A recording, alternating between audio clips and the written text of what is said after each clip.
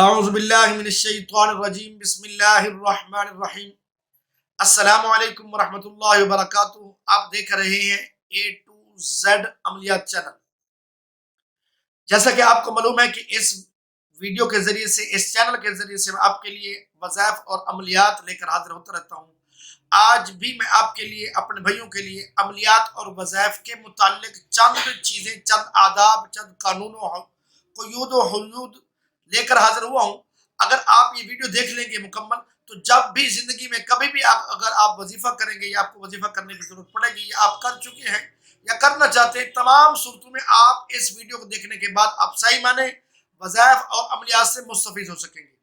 تو آئیے بغیر کسی تمہید کے ہم ان قیود، حدود اور آداب کی طرف چلتے ہیں۔ وہ کیا آداب ہیں، کیا طریقہ کار ہے جس کی وجہ سے ہمارے ہم وظائف تو کرتے ہیں لیکن ہم مایوس ہو جاتے ہیں، ہمیں کوئی فائدہ نظر نہیں آتا۔ اگر آپ یہ ویڈیو دیکھ لیں گے تو یقیناً آپ اپنے وظائف سے مستفید ہو سکیں گے۔ آئیے چلتے ہیں ہم اپنے آداب کی طرف۔ سب سے پہلے آپ یہ ذہن میں رکھ لیں کہ جب بھی آپ کوئی وظیفہ کریں، وظیفہ کے جو آپ الفاظ ہیں، جو آپ کو عامل نے بتائے ہیں، کسی قاری صاحب نے بتائے ہیں یا کسی بزرگ نے بتائے ہیں یا کسی مرشد نے بتائے ہیں، سب سے پہلے آپ ان الفاظوں کی ادائیگی کو بہتر بنا لیں۔ مثلا کہ کوئی لفظ ایسے ہوتے ہیں جن کی ساؤنڈ ایک جیسے ہوتے ہیں، الفاظ ملتے جلتے ہوتے ہیں، لیکن اگر ان کو واضح طور پر فرق نہ کیا جائے، واضح نہ کیا جائے تو الفاظ کا معنی تبدیل ہو جاتا ہے۔ جیسے معنی تبدیل ہوگا تو سب ظاہر ہے، جب معنی تبدیل ہوگا تو ہم جس مقصد کے لیے پڑھ رہے ہیں وہ مقصد پورا نہیں ہوگا۔ تو اس کی میں ایک مثال دیتا ہوں آپ کو۔ ایک اس میں ایک وظیفہ، ایک عمل ہے، بتایا جاتا ہے یا بدوح، اس کے آخر میں بھی ایک ہا ہے اور وہ بھی حلوے والی ہا ہے۔ اگر اس کو بھی آپ نے آنکھوں والی ہا، یعنی دو آنکھوں والی ہا کے ساتھ پڑھ دیا ہے یا بدوح پڑھ دیا ہے، تو جب جس جگہ پر آپ نے یا بدوح بیٹھ کے پڑھا اور اس کی ہا کے مخارج کو اپنے اچھے طریقے سے نہ جانا، اچھے طریقے سے ادا نہ کیا، تو ہو سکتا ہے کہ اسی جگہ آگ لگ جائے، وہ جگہ ویران ہو جائے، وہ جگہ برباد ہو جائے۔ جب اس لفظ کے پڑھنے سے اگر جتنے نقصان ہو رہے ہیں، فائدے بھی تو اتنے ہوں گے۔ اگر آپ اس کے تلفظ کو اچھے طریقے سے پڑھیں گے تو آپ صحیح معنی مستفید ہو سکیں گے۔ اگر آپ اس کے تلفظ کو صحیح معنی نہیں جانتے ہوں گے، صحیح تلفظ کے ساتھ نہیں پڑھیں گے تو آپ کبھی بھی کسی بھی وظیفے سے مستفید نہیں ہو سکیں گے۔ اسی طرح بہت سارے الفاظ ایسے ہوتے ہیں جن کی تھوڑی سی غلطی بجائے ثواب کے گناہ کا بندہ مرتکب ہو جاتا ہے، اور بعض دفعہ وہ غلطی انسان کو کفر تک پہنچا دیتی ہے۔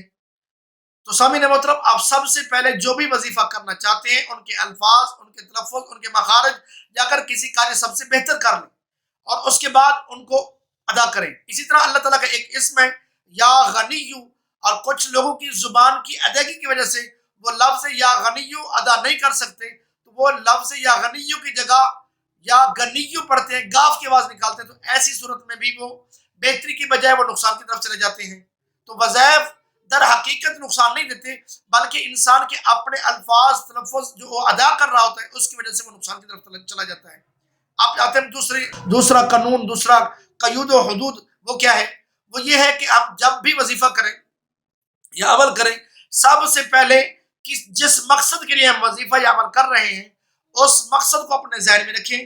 جس وقت وظیفہ کر رہے ہوں اسی وقت اس مقصد کو ذہن میں رکھ کر حاضر دماغی کے ساتھ وظائف پڑھیں، انشاءاللہ العزیز آپ کو اس مقصد میں کامیابی حاصل ہوگی۔ اب ہم چلتے تیسری ادب اور تیسرے قانون کی طرف۔ وہ یہ ہے کہ جب بھی آپ کوئی وظیفہ کریں یا عمل کریں تو سب سے پہلے آپ جس جگہ پر بیٹھ کے وظیفہ کر رہے ہیں یا عمل کر رہے ہیں، آپ یہ دیکھ لیں، یقیناً کر لیں کہ آپ مکمل طور پہ جانچ لیں کہ وہاں پہ ارد گرد کوئی جاندار تصویر تو نہیں ہے، یعنی کسی جاندار چیز کی اگر وہاں پہ تصویر ہوگی تو صاف ظاہر لا محالہ وہاں پہ رحمت کے فرشتے نہیں آئیں گے۔ جب وہ فرشتے نہیں آئیں گے تو آپ کو وہ جو وظائف ہے یا عمل وغیرہ ہے اس سے آپ سے مستفید نہیں ہو سکیں گے۔ اسی طرح آپ جب وظیفہ کر رہے ہوں، وہ چاہے ایک دن کا ہو چاہے 40 دن کا ہو، ان 40 دنوں میں نماز کی آپ نے مکمل ترتیب رکھنی ہے۔ نماز کو ویسے تو اول نماز پڑھنی چاہیے، لیکن اگر کوتاہی ہو بھی جائے لیکن دوران وظیفہ، دوران عمل آپ نے نماز کو چھوڑنا نہیں ہے، نماز کو اہتمام کے ساتھ ادا کرنا ہے۔ اور اس کے ساتھ ساتھ غیبت، بہتان، چغلی، ان گناہ کبیرہ سے بھی اجتناب کرنا ہے۔ اگر آپ یہ چند کام کر لیں گے تو آپ جو بھی وظیفہ کریں گے، جو بھی عمل کریں گے، آپ اس سے صحیح معنی مستفید ہو سکیں گے۔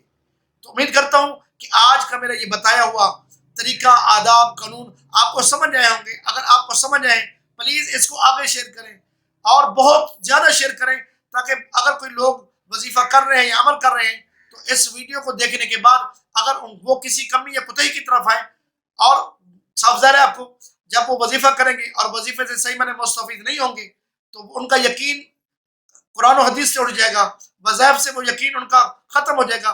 تو لوگوں کو مکمل یقین دلانے کے لیے یہ ویڈیو آگے پھیلائیں تاکہ صدقہ جاریہ ہو۔ میرے کسی بھائی نے اگر کوئی وظیفہ، کوئی عمل، کوئی دعا پوچھنی ہے تو کمنٹس میں پوچھ سکتے ہیں۔ اگر کمنٹس میں پوچھنا مناسب نہیں سمجھتے، پھر جو آپ کو واٹس ایپ نمبر نظر آ رہا ہے اس پر رابطہ کریں، انشاءاللہ آپ کو عمل اور وظیفہ اور دعا بتائی جائے گی۔ اللہ تعالیٰ ہم سب کا حامی ناصر ہو۔ السلام علیکم ورحمۃ اللہ۔